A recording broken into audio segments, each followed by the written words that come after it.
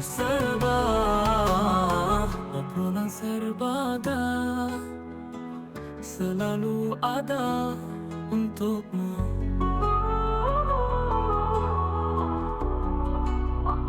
Assalamualaikum warahmatullahi wabarakatuh. Halo Sobatkom dimanapun kalian berada. Jumpa lagi bersama saya Anissa di podcast Oh Serba, obrolan serba ada. Alhamdulillah teman-teman, Anis senang banget bisa kembali menyapa Sobatkom yang ada di rumah dan dimanapun kalian berada. Tentunya masih dalam suasana bulan suci Ramadan. Semoga Sobatkom yang lagi nonton nih tetap menjaga puasanya dan juga menjalankan ibadah-ibadah lainnya.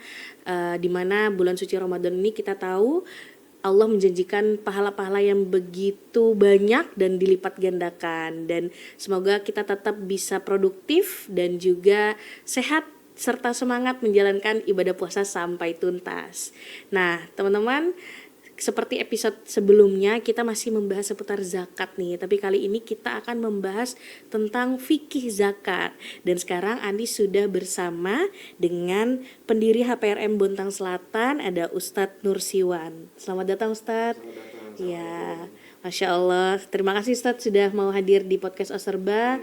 Ya, memberikan pemaparan nantinya yang insya Allah memberikan manfaat buat Sobatkom yang lagi nonton nih Ustadz. Ya, mungkin kita langsung saja Ustadz, hari ini kita akan membahas tentang fikih zakat. Ya, silakan Ustadz. Bismillahirrahmanirrahim. Assalamualaikum warahmatullahi ta'ala wabarakatuh. Waalaikumsalam warahmatullahi wabarakatuh. Bismillah walhamdulillah, wassalatu wassalamu ala rasulillah Sayyidina Muhammadin miftahi babi rahmatillah abada ma fi ilmillah, salatu wa salaman daimaini bidawami mulkillah wa ala alihi wa sahbihi wa mawala wa ba'd. Kaum muslimin muslimat, khususnya Sobatkom yang dimuliakan oleh Allah Subhanahu wa ta'ala dimanapun kita berada, puji syukur alhamdulillah senantiasa terlontar melalui lisan kita yang bersumber dari lubuk hati yang paling dalam atas segala karunia nikmat yang Allah curahkan kepada kita. Termasuk dengan nikmat itu kita bisa beraktivitas sampai pada detik ini. Semua tidak terlepas daripada karunia Allah Subhanahu wa ta'ala. Maka sekali lagi kita senantiasa mengucapkan alhamdulillah, puji syukur kepada Allah. Kemudian salawat salam kita persembahkan kepada kekasih kita, junjungan kita, idola kita, Sayyidina wa Maulana Muhammad bin Abdullah sallallahu alaihi wa alihi wa sahbihi wasallam. Sobatkom yang dimuliakan Allah, alhamdulillah pada kesempatan ini Al-Fakir diamanahi sebuah tema untuk kajian Ramadan kita, Oserba. Ya, Oserba. Mudah-mudahan yang diamanahkan, tema yang diamanahkan ini ada manfaatnya untuk pribadi dan untuk kita semua. Tema kita adalah fikih zakat. Tetapi kalau kita membahas fikih zakat amatlah sangat luas. Tentu ada beberapa poin-poin saja yang Al-Fakir insya Allah akan ketengahkan di tengah-tengah kita semua. Saya mulai dengan riwayat hadis yang diriwayatkan oleh sahabat Rasulullah yang junior, tetapi beliau adalah ulama di kalangan sahabat, yaitu Abdullah bin Umar. Ya, jadi Abdullah ini anaknya Sayyidina Umar Al-Khattab. Beliau meriwayatkan hadis yang status sanadnya ini amat sangat sahih karena diriwayatkan oleh dua periwayat hadis yang paling sahih, yaitu Imam Al-Bukhari dan Imam Muslim. Sami'tu Rasulullah sallallahu alaihi wa alihi wa sahbihi wasallam, katanya saya mendengar bahwasanya Rasulullah bersabda, bunyal islamu ala khams. Islam ini ditegakkan dengan 5 tiang, dengan 5 pondasi. Yang pertama syahadati alla ilaha illallah. Pondasi yang pertama adalah bersaksi bahwasanya tiada Tuhan yang layak untuk disembah, diibadahi kecuali Allah Subhanahu wa taala. Wa anna Muhammadan Rasulullah, dan bahwasanya Nabi Muhammad ini adalah rasul pesuruhnya Allah Subhanahu wa taala. Selanjutnya wa iqamis shalah, yaitu menegakkan salat, mendirikan salat. Kemudian yang ketiga wa itaiz zakah, menunaikan zakat, membayarkan zakat. Wa hajjil bait, kemudian melaksanakan ibadah haji. Tentu nanti akan dengan persyaratan-persyaratan tertentu. Wa shaumi Ramadan, yang kelima adalah berpuasa di bulan Ramadan. Rawahul Bukhari wa Muslim. Kalau kita mencermati dari kalimat pertama hadis ini, bahwasanya bunyal Islamu ala khams, Islam itu akan bisa tegak dengan 5 pilar, dengan 5 tiang. Artinya apa? Salah satu dari 5 itu tidak ada atau roboh, maka tentu Islam ini tidak akan tegak berdiri. Dan insya Allah salah satu di antara pilar agama Islam ini, inilah yang menjadi topik kita, yaitu menegakkan atau membayar zakat. Maka dari hadis ini diambil satu hukum. Siapa yang tidak percaya dengan syariat zakat, maka fahuwa kafir, dia akan kufur, wajib dia bersyahadat ulang kalau dia tidak percaya bahwa zakat ini bagian daripada pilar agama kita. Tetapi kalau ada yang hanya mengingkari dengan tidak membayar zakat padahal dia mampu untuk membayar zakat, maka baginya dosa besar. Ya, tetapi kalau mengingkari sama sekali zakat itu tidak wajib, tidak perlu, maka wajib dia untuk kembali bersyahadat kalau ingin masih mempertahankan agama Islamnya. Sobat Kom yang dimuliakan Allah Subhanahu wa taala, saya ingin mengajak melihat makna zakat dari segi bahasa, ya. Bagi sobat yang mengerti kaidah bahasa Arab, ya, insya Allah ini udah paham bahwasanya zakat ini menurut ulama bisa berasal dari kata zaki yuzaki tazkiyatan zakatan, yang bermakna mensucikan atau membersihkan. Atau bisa juga zaka yazku zakatan, yang bermakna bertambah dan berkembang. Kita melihat makna zakat dari kata zaki yuzaki zakatan atau tazkiyatan zakatan adalah untuk mensucikan harta, mensucikan diri bagi yang mengeluarkan zakat. Saya ingin memberikan ilustrasi untuk kita pahami apa zakat itu lebih dekat. Zakat ini dikatakan bahwa dia adalah pembersih. Pembersih daripada harta kita, pembersih daripada jiwa kita. Kebanyakan sekarang ini penyakit yang diderita oleh kebanyakan orang itu banyak yang mengasumsikan bahwa dari makanan. Iya. Dari makanan yang kita konsumsi akhirnya timbul penyakit bermacam-macam. Kaidah di dalam agama kita, agama Islam, kita harus yakin bahwa tidak ada makanan yang halal itu yang memberikan dampak penyakit, tidak ada. Ya. Kecuali kalau makanan itu bersumber dari sesuatu yang tidak baik.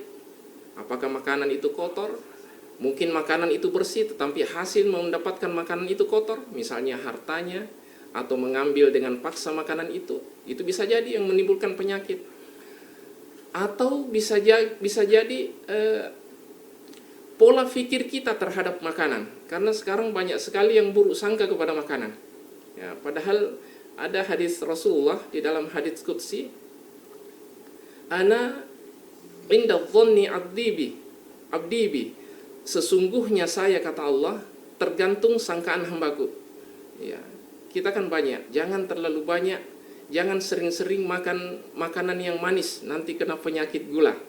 Jangan suka makan kepala kambing, nanti tekanan tinggi, kolesterol dan lain sebagainya. Ya. Maka kalau kita berpandangan seperti itu, bahkan sudah menancap di dalam qalbu kita, maka Allah akan berikan apa yang kita sangka. Sementara kita sangka buruk, makanan itu dimakan juga, akhirnya jadi penyakit. Ya. Di dalam agama Islam tidak ada makanan yang halal yang menimbulkan penyakit. Itu harus kita yakini. Ya, maka dengan catatan tentunya wala tusrifu, jangan berlebihan. Karena yang baik itu kalau berlebihan juga menjadi tidak baik. Ya, selama makanan itu halal, kita konsumsi dengan tidak berlebihan, insya Allah justru makanan itu mendatangkan manfaat, keberkahan, sehingga kita ada tenaga, ada energi untuk melaksanakan ketaatan kepada Allah Subhanahu wa Ta'ala. Sobatkom yang dimuliakan Allah Subhanahu wa Ta'ala, tugas kita diciptakan Allah ini adalah untuk ibadah. Ya, untuk ibadah. Dan salah satu daripada rangkaian ibadah yang Allah syariatkan itu adalah zakat. Maka perlulah kita memahami detail apa dan bagaimana zakat itu. Saya ingin mengajak kepada Sobatkom untuk mengenal kapan disyariatkannya zakat itu. Ya. Zakat ini Allah syariatkan kepada Rasulullah itu pada tahun kedua Hijrah. Ya. Pada tahun kedua Hijrah ini luar biasa banyak syariat yang disyariatkan. Termasuk pada tahun kedua Hijrah itu disyariatkan zakat, kemudian disyariatkan termasuk sholat jenazah, kemudian arah kiblat dari menghadap ke Baitul Maqdis, kemudian berubah ke Ka'bah, itu pada tahun kedua Hijrah. Nah, Sobatkom yang dimuliakan Allah Subhanahu wa Ta'ala, menurut istilah, ya, zakat itu adalah fahiya ismun liqadrin mahsusin. Zakat itu adalah sebuah nama liqadrin mahsusin yang ukuran ketentuannya mahsusin, sudah ditentukan, sudah diputuskan. Jadi tidak boleh menyalahi keputusan ketentuan. Itu zakat. Fi malin mahsusin, melalui harta yang telah dikhususkan juga, yang harus dikeluarkan zakatnya. Yajibu sorfuhu li asnafil maksusatin. Kemudian diwajibkan juga pendaya gunaannya kepada asnaf atau golongan-golongan yang dikhususkan, tidak boleh sembarangan. Jadi harta ini harta yang khusus, ada ketentuannya, kapan harta itu boleh dizakati, apa syaratnya harta itu dizakati, kemudian untuk siapa zakat itu yang akan mendapatkan kemanfaatannya juga yang khusus, bukan sembarangan. Nah, itulah yang harus kita ketahui.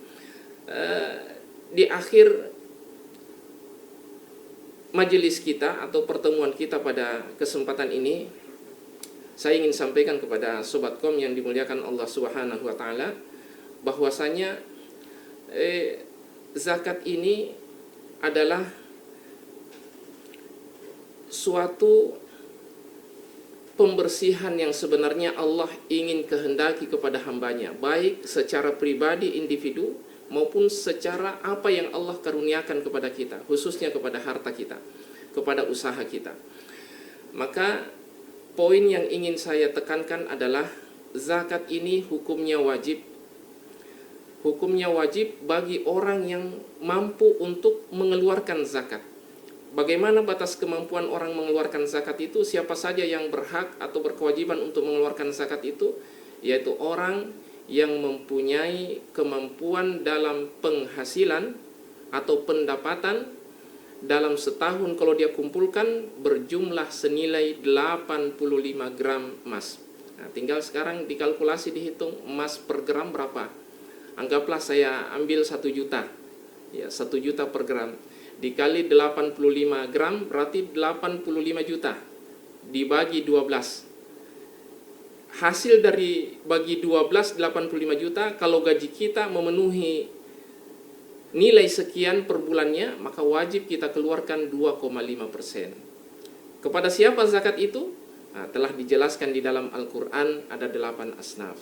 Maka untuk lebih mudahnya dan tidak membingungkan untuk kita kalkulasi hitung-hitung sendiri, alhamdulillah di kota kita, di kota Bontang yang tercinta, ada Badan Amil Zakat Nasional Kota Bontang. Ya, silahkan kita langsung mendatangi Basnas, kemudian bertanya tentang apakah saya ini sudah berkewajiban mengeluarkan zakat atau belum. Dan kalau berkewajiban, berapa saja yang harus saya keluarkan dari harta yang ada pada saya. Insya Allah, Sobatkom akan mendapatkan penjelasan yang lebih akurat melalui Basnas Kota Bontang. Tentu pada kesempatan ini tidak terlalu panjang lebar kita menyampaikan karena keterbatasan durasi waktu yang tersedia. Mungkin itu saja sebagai penyampaian materi tentang fikih zakat secara singkat. Mudah-mudahan kita bisa mengambil kemanfaatan, keberkahan daripada materi ini. Ya, Walafu minkum, itu saja yang bisa saya sampaikan. Saya kembalikan kepada Mbak Nisa. Ya. Baik Ustadz, terima kasih banyak. Mungkin ini yang saya highlight dari awal pemaparan Ustadz. Jadi misalnya ada kita nih sebagai umat manusia harus bersyahadat, sampai bersyahadat ulang Ustadz ya. Betul. Kalau misalnya kita tidak mempercayai zakat. Zakat tidak Ya. percaya kalau zakat itu wajib, termasuk sholat. Disuruh sholat, ayo sholat. Ngapain sholat? Tidak perlu sholat, harus bersyahadat ulang. Oh, ketika kita mengeluarkan harus itu mengeluarkan, karena menganggap sholat itu tidak wajib. Kalau seandainya tidak melaksanakan sholat karena malas, dia tetap yakin sholat itu wajib, cuman karena malas doang, nggak sholat, dia berdosa, ya. dosa besar. Oke. Ya, tetapi kalau mengingkari yang 5 pilar agama Islam ini, Ya. wajib bersyahadat ulang. Oh, jadi kalau misalnya dia malas, dia dosa besar. Dosa besar. Tapi kalau mengingkari Dia harus keluar bersyahadat dari Islam, ulang. harus runtuh agamanya, Oh, runtuh Islamnya. Oke, Masya Allah. Berarti memang segitu apa ya Ustadz ya, segitu krusialnya ya tentang Itulah yang karena perlu kita ketahui, ya, karena ketidakfahaman itulah yang terkadang membuat kita terjebak dengan kondisi yang membahayakan bagi diri kita, termasuk akidah kita. Oke, Masya Allah. Terima kasih banyak Ustadz Nursiwan atas Sama-sama. insight-nya pada Alhamdulillah, sama-sama, episode kali Aisyah. ini. Mungkin kalau memang bahas fikih ini tidak bisa sebentar ya Ustadz betul. ya. Jadi Dan harus bagaimana mengolah kata-kata supaya bisa sampai minimal waktu yang Iya ditentukan, Ustadz. Insya Allah. Ya itu. Jadi nanti mungkin kita akan ketemu di lain kesempatan Ustadz ya, Insya di Allah, next insya Allah. episode Insya Allah. untuk membahas lebih jauh tentang fikih zakat ini Insya Ustadz Allah, ya. insya Allah. Terima kasih Ustadz Sama-sama, sudah Mbak Nisa. membagikan insight-nya. Baik buat Sobatkom dimanapun kalian berada. Semoga apa yang disampaikan pada episode kali ini bisa membawa manfaat untuk kita semua. Dan Sobatkom dimanapun kalian berada, tetap jaga ibadah puasanya, tetap jaga ibadah-ibadah lainnya, dan insya Allah kita akan menuntaskan ibadah puasa ini sampai nanti di Hari Raya Idul Fitri. Amin ya Rabbal Alamin. Tetap semangat, tetap produktif, dan semangat menjalankan aktivitas sehari-hari. Saya Anissa, wassalamualaikum warahmatullahi wabarakatuh. Waalaikumsalam warahmatullahi wabarakatuh. serba obrolan serba ada, selalu ada untukmu.